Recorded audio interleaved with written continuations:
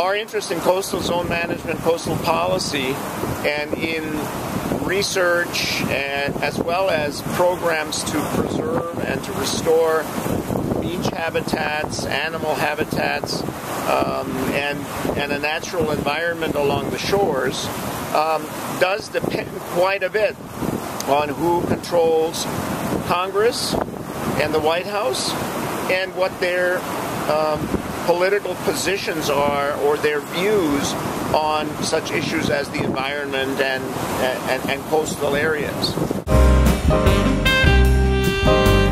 This is Professor Steffen Schmidt. Right now I'm on a research vessel that we use in the summer to do some of our interviews and to look at some of the coastal zones that we've kind of benchmarked as places to do follow-up on. In particular, this is located right now in Seattle, Washington. That's one of the problems that we're looking at, of course, is catches that are too large, and so lots of regulations that have come into place to try and limit the number of fish, who can catch them, when they can catch them, in order to give some sustainability to it.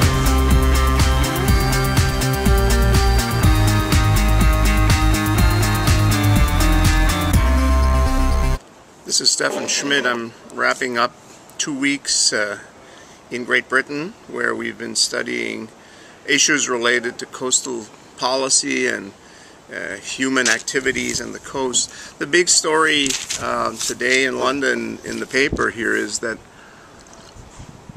the canal that we just came from Wales doing some research basically on the impact of human activity on these waterways here in Great Britain.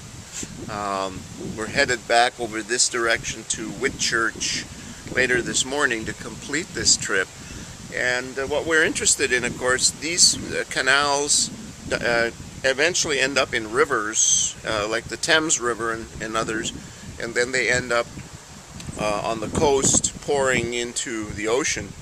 And so it's of interest to us to study the upstream questions about coastal policy, including human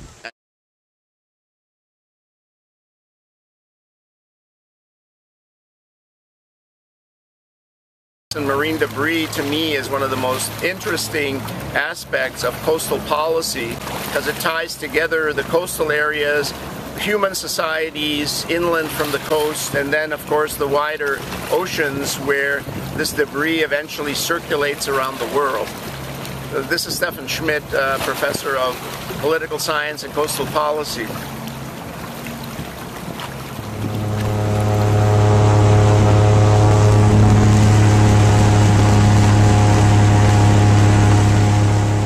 Here in South Louisiana we have a lot of crawfish farms.